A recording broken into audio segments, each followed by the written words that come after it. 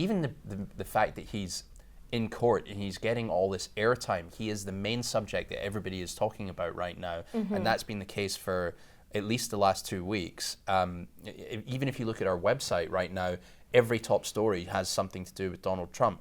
All of it kind of comes together, and I think it can't be anything but a help for him. It's a bit perverse to say that all these criminal cases that he's facing, but as we've said time and time again, he goes up in the polls whenever there's stuff like this, and he raises money off of it, and it's almost as if the Democrats are playing his game. Welcome to The Debrief, where we talk with the Washington Examiner's top journalists about the headlines they're covering and where the story's going next. I'm Sarah Bedford, and I'm here with Managing Editor Chris Irvine. Hey. And Chris, on Thursday of this past week, we had a sort of remarkable split-screen moment on the cable news channels where they were sort of toggling back and forth between the Supreme Court oral arguments in the historic presidential immunity case and Trump's hush money trial. That was a pretty big day.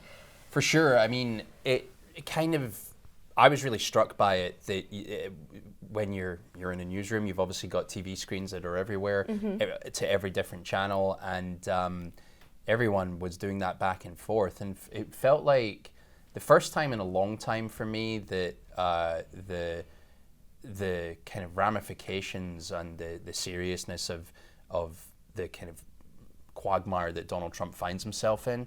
You can obviously dismiss each case if you want to, kind of one by one, and compartmentalize it all, but the scope of it seemed pretty big. And you've got him in New York, which has been this, I think even I underestimated how kind of interested everybody was going to be in it, but it's been wall-to-wall coverage, as you know.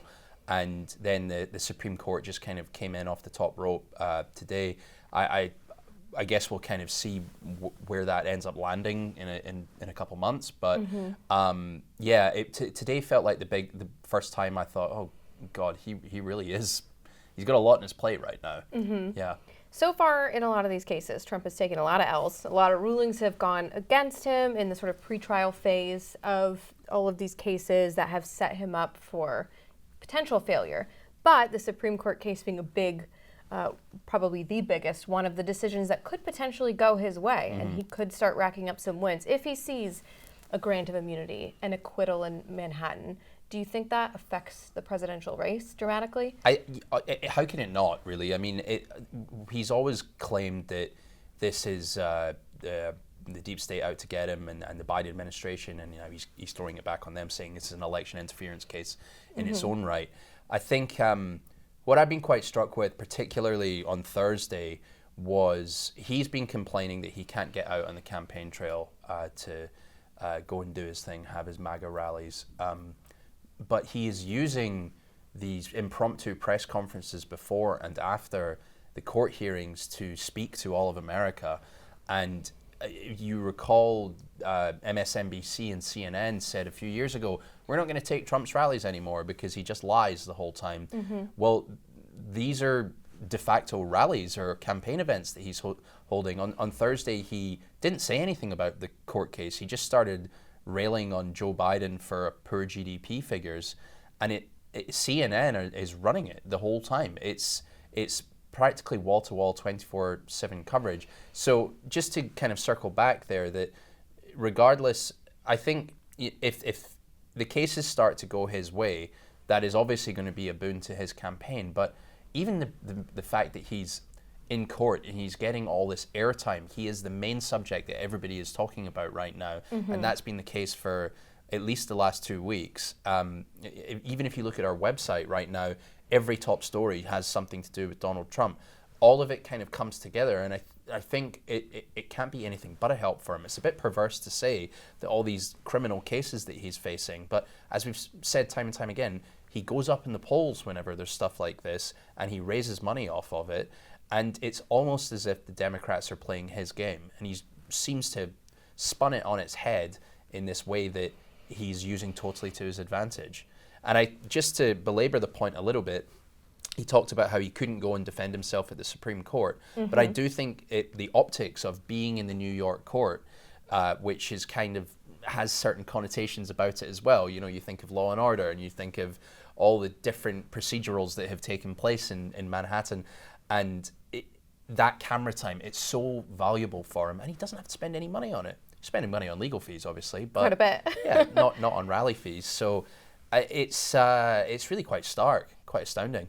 I have a theory that part of the reason why he's doing well in all of this is because he doesn't have the time to go and shoot himself in the foot. All the coverage is about how weak this case is. Does this undermine Biden's democracy argument? You know, a lot of the coverage is about cases that are objectively unfair, most of them. Yeah, I think that's a good theory. He's proven himself in the last couple of weeks as well to go and do stuff when you can go to a bodega and speak to the people there, go to Chick-fil-A, buy everybody chicken sandwiches. It's that common everyman touch that he's really good at. He's really, really good at retail politics, whether people like to admit it or not. And then you compare that to Joe Biden going to a Sheetz gas station and everyone being like, oh God, here we go with this guy.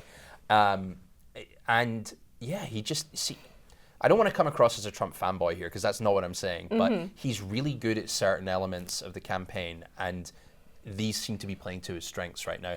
And he gets to change that record of saying that they're out to get him, and I think it's true.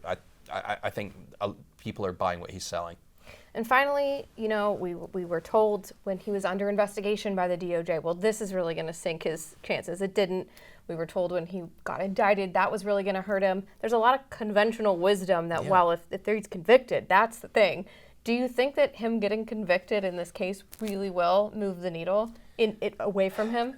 No, because nothing ever does move the needle away from him. How many times have we fallen into this trap when we say this is going to sink him and it makes him stronger? He's such an outlier that all this stuff just never ever comes back to haunt him. And eventually, at some point, you think, yeah, sure, okay, maybe the quicksand will eventually get him, but we haven't seen it yet. We've been talking about this since 2015 when he came down the elevator in Trump Tower, and here we are almost 10 years later, and we keep making the same mistakes, writing him off. I don't think he can be killed. No, I don't think so. Not by conventional wisdom anyway. Well, Chris, thank you so much for being here today. All right. You can get more reporting from Chris and the rest of the political team at washingtonexaminer.com.